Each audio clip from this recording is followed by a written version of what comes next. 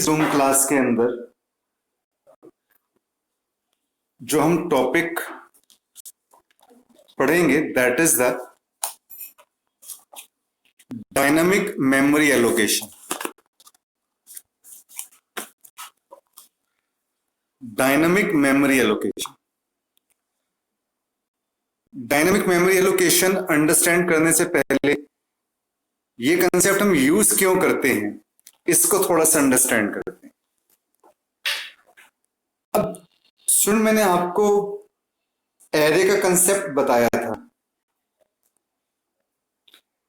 ठीक है। उसमें मैंने आपको बताया था कि हम एरे के अंदर जो साइज है एरे का वो पहले से डिक्लेयर करते हैं। मतलब इसमें क्या होता है, एरे का साइज जो है वो फिक्स होता है कि अगर आपने 5 एरे एलिमेंट्स आपने अगर इसमें उन एरे का आपने साइज दे दिया तो आप इससे ज्यादा एलिमेंट्स आप इनपुट नहीं कर सकते। एरे के केस में यही होता है कि जो एरे का साइज है वो हमें पहले से ही डिक्लेयर करना पड़ता है। तो ये क्या करता है कि आपकी मेमोरी के अंदर उतना ही स्पेस ले लेगा, 1 2 3 4 5, ठीक है। मैंने आपको ये भी कहा था कि अगर आप एरे का जो अगर आपने मान लीजिए साइज इतना दे दिया तो आप इससे ज्यादा एलिमेंट नहीं डाल सकते, ठीक है, बट आप इससे कम एलिमेंट डाल सकते हो। लेकिन इसका इफेक्ट ये पड़ेगा कि अगर आपने साइज 5 दे रखा है, ठीक है, मान लीजिए आपके पास ये आपकी मेमोरी है और आप 5 जो आपने एलिमेंट यहां पे आपने 5 का स्पेस ले लिया यहां पे 1 2 3 4, लेकिन आप केवल 3 एलिमेंट्स ही लेते हो आप, तो जो बाकी का जो ये स्पेस है ये स्पेस क्या हो रहा है आपका, वेस्ट हो रहा है। यानी कि जो आपकी मेमोरी है वो मेमोरी आपके पास क्या हो रही, वेस्ट हो रही, यानी कि आप उस मेमोरी को आप यूज नहीं कर पा रहे, ठीक है। अगर आपने साइज मान लीजिए एरे का 5 दिया और आप उससे ज्यादा साइज आप डाल रहे हो तो इसका रिजल्ट क्या होगा कि जो आपका प्रोग्राम है या जो आपका प्रोजेक्ट है वो क्या हो जाएगा, क्रैश हो जाएगा। कि जो साइज आपने दिया है अगर आप उससे ज्यादा साइज आप उसके अंदर डाल रहे हो तो प्रोग्राम क्या होगा, आपका क्रैश हो जाएगा। उस प्रोग्राम के अंदर आउटपुट सही नहीं आएगी, वो सही आउटपुट जनरेट नहीं करेगा और आपके जो जो आपने प्रोग्राम बनाया है उसका रिजल्ट, उसकी जो आउटपुट है वो गलत हो जाएगी। तो अब हम क्या करें, मतलब जो आप पहले कंसेप्ट यूज करते थे उस कंसेप्ट को हम क्या बोलते थे, स्टैटिक मेमोरी एलोकेशन। अब इस प्रॉब्लम को रिड्यूस करने के लिए कि एरे अगर हमने साइज इतना दिया है तो अगर हम मान लीजिए कम यूज करना चाहते हैं या आप ज्यादा यूज करना चाहते हो तो इसके लिए हम क्या यूज करेंगे, डायनामिक मेमोरी एलोकेशन। तो सबसे पहले ये डायनामिक मेमोरी एलोकेशन होता क्या है, इसका एग्जाम्पल या प्रोग्राम आपके पेपर में नहीं आता, नहीं वो आपसे पूछा जाएगा, लेकिन जो 5 मार्क्स के जो आपकी थ्योरी क्वेश्चंस आते हैं तो वहां पे ये कंसेप्ट आपसे पूछा जा सकता है कि मेमोरी एलोकेशन क्या होता है। और वाइवा के अंदर भी आपको मालूम होना चाहिए, ठीक है, नॉलेज के लिए आपको ये जरूर मालूम होना चाहिए कि डायनामिक मेमोरी एलोकेशन क्या होता है। The concept of dynamic memory allocation in C language enables the C programmer, ये सी प्रोग्रामर को क्या काम करता है, to allocate memory at run time, कि आप जब प्रोग्राम को रन करवाते हो रन टाइम के ऊपर आप मेमोरी को एलोकेट कर सको कि कितना आपको स्पेस चाहिए। Dynamic memory allocation in C language is possible by 4 functions. और जो ये डायनामिक मेमोरी एलोकेशन का ये जो कंसेप्ट है सी लैंग्वेज के अंदर, इसको हम 4 फंक्शन की हेल्प से परफॉर्म करते हैं। और जो ये 4 फंक्शंस होते हैं आपके पास, ये 4 फंक्शंस किस हेडर फाइल में होते हैं, तो देखिए मैंने आपको यहां बता रखा है stdlib, standard library header file. stdlib का मतलब क्या होता है, स्टैंडर्ड लाइब्रेरी हेडर फाइल।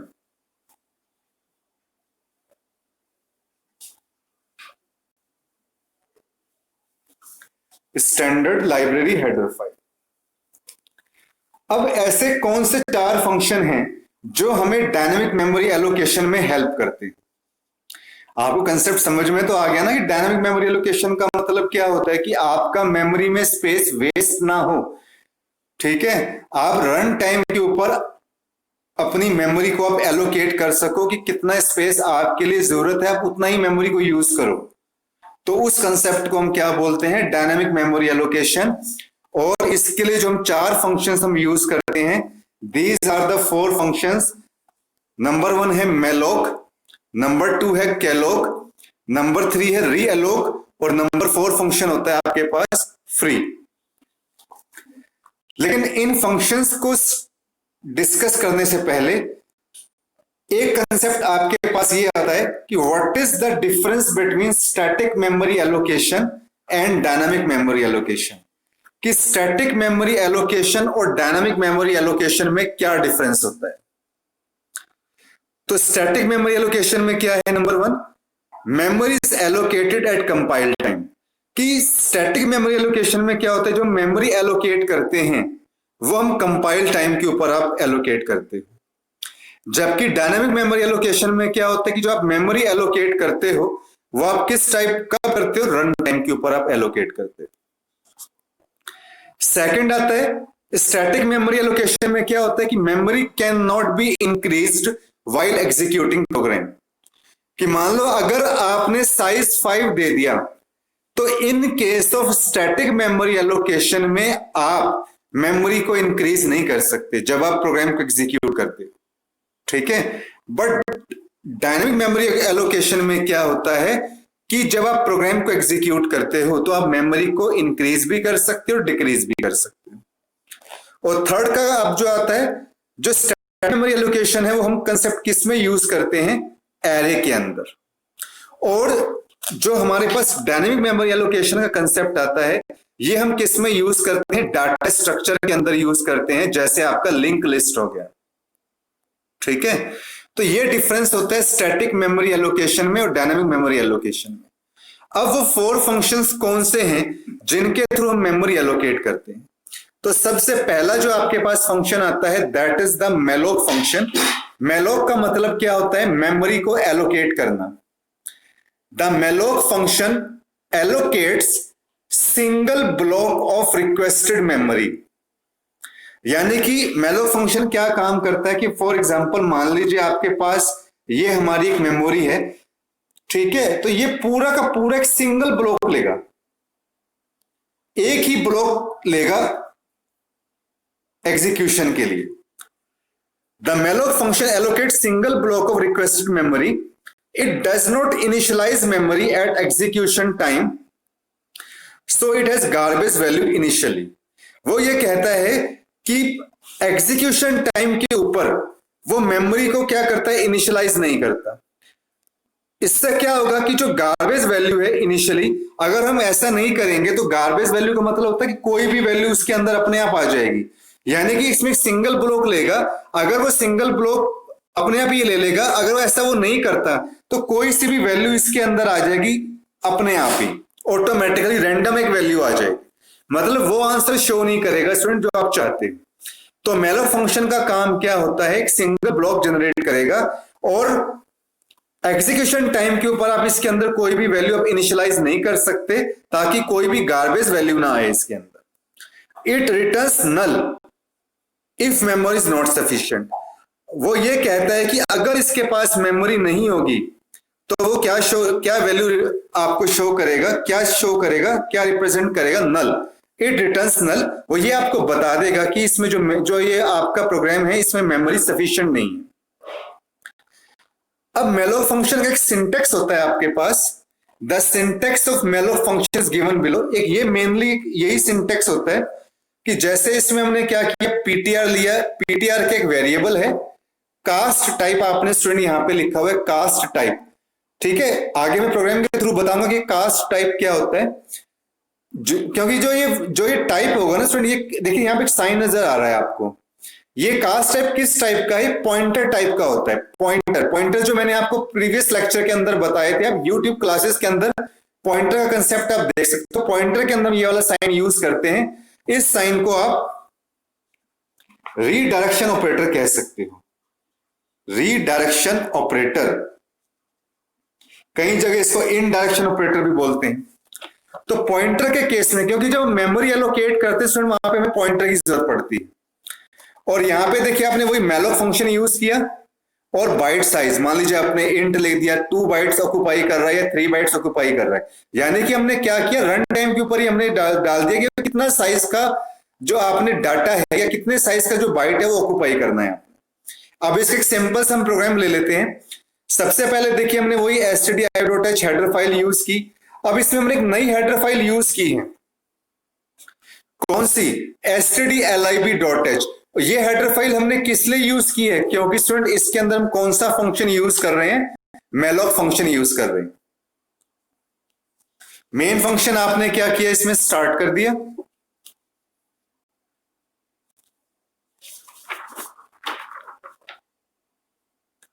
अब आगे आपने क्या किया, इसमें आपने देखिए क्या किया, इंट n i, ये 2 सिंपल वेरिएबल ले रखे हैं, बट एक वेरिएबल आप देख रहे हो जिसमें स्टार का साइन लगा हुआ है और साथ में क्या लिखा है, ptr, यानी कि ये पॉइंटर वेरिएबल। और सम के अंदर आपने क्या किया, 0 इनिशियलाइज कर दिया। ठीक है, अब आपने कोई भी आप नंबर ऑफ एलिमेंट्स आप इनपुट करवाओगे with the help of scanf function, और देखिए यहां पे हमने मैलोक फंक्शन वाला ये काम कर दिया, ptr इंट पॉइंटर। तो देखो मैंने यहां पे आपको क्या बताया था, कास्ट टाइप बताया था ना मैंने आपको यहाँ पे, तो ये देखिए ये वही कास्ट टाइप है, यहाँ पे ये कास्ट टाइप दे रखा है। ठीक है, फिर आपने यहाँ पे क्या किया, मैलोक फंक्शन आपने यहाँ पे यूज किया, मैलोक फंक्शन, ये देखिए आपने मैलोक फंक्शन यहाँ पे आपने यूज किया, n multiply size of int, यहाँ पे आपने डाटा टाइप दे दिया।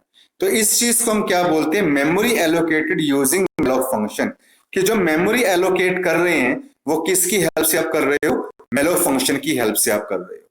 ठीक है, अब हमने देखो कंडीशन लगा दी, अगर मेमोरी सफिशिएंट नहीं है तो हमने इसके लिए क्या कंडीशन लगाई, if ptr is equal to null. अगर मेमोरी सफिशिएंट नहीं है मतलब कि आप और मेमोरी को एलोकेट नहीं कर सकते, अनेबल टू एलोकेट मेमोरी, वो प्रोग्राम से बाहर आ जाएगा एग्जिट 0 करके। एग्जिट एक फंक्शन है, 0 हमने एक पैरामीटर डाला है स्टूडेंट। कई बार क्या होता है 1 या 2 डालते हो तो कंपाइलर उसमें एरर शो कर देता है, तो इसलिए हमने यहाँ पे 0 डाल दिया। ठीक है, अगर ये तब आता है if memory is not sufficient. अब आप क्या करोगे, अगर मेमोरी सफिशिएंट है आपके उसमें, तो आप कोई से भी देखिए आप एरे के एलिमेंट आप डाल सकते हो। 4 की वैसे ही आप लूप चलाओगे, %d आप करोगे, ptr प्लस आपने i लिखा, i की जो आपने लूप चला रखी है उसके अकॉर्डिंग, और सम प्लस बराबर है ptr प्लस i कर दिया।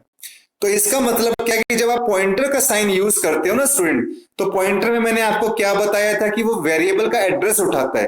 तो मान लो वेरिएबल का एड्रेस यहाँ पे 1000 हो गया, आगे उसको स्पेस बनाना है तो प्लस i करता रहेगा, यानी +1 करेगा तो 1001 हो जाएगा स्पेस, फिर +1 करेगा तो 1002 हो जाएगा। तो इस तरीके से अगर आप कोई भी अपनी वैल्यू आप डालना चाहते हो तो वो क्या करेगा, रन टाइम के ऊपर आपकी उन वैल्यूज के लिए मेमोरी में जगह बना देगा। ठीक है, और बाद में हमने फ्री फंक्शन यहाँ पे यूज कर दिया। फ्री का काम क्या होता है वो मैं आपको बाद में बताऊंगा। तो इसकी देखिए आपके पास आउटपुट क्या आएगी, enter element of array 3।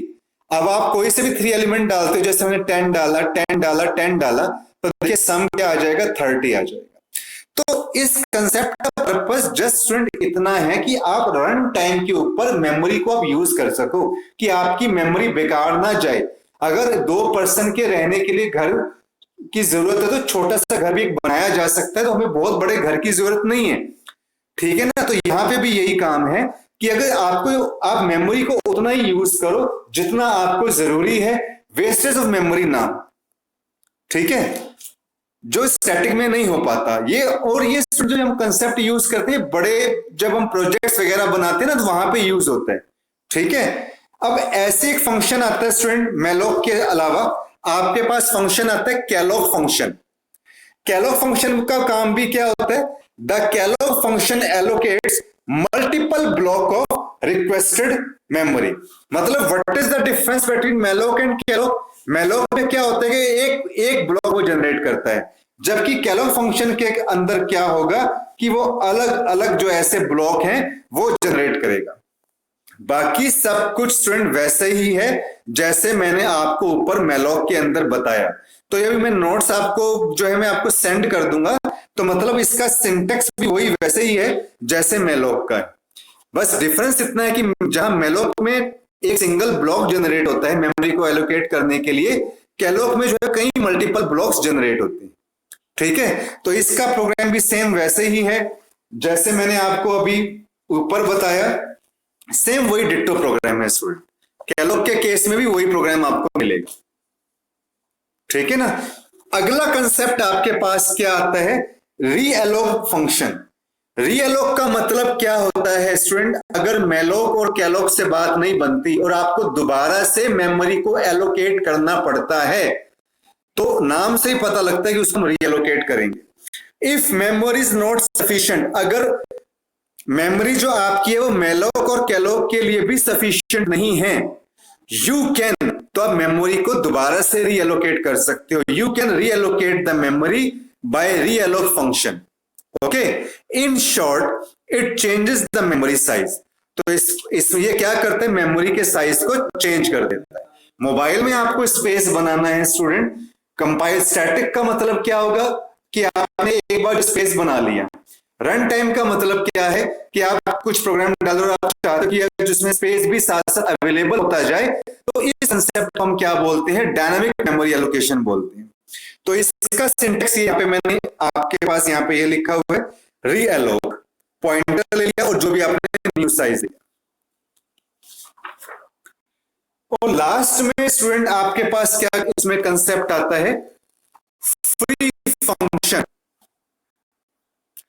Free function, the memory occupied by malloc और कैलोक, कि जो मेमोरी मेलोक और कैलोक फंक्शन के थ्रू ऑक्युपाई की जाती है, उसको अगर हमें रिलीज करना हो, अगर हमें अपनी मेमोरी खाली करनी हो, तो जो प्रोग्राम के अंदर मैंने अभी आपको बताया था उसके लिए हम कौन सा फंक्शन यूज करते हैं, फ्री फंक्शन।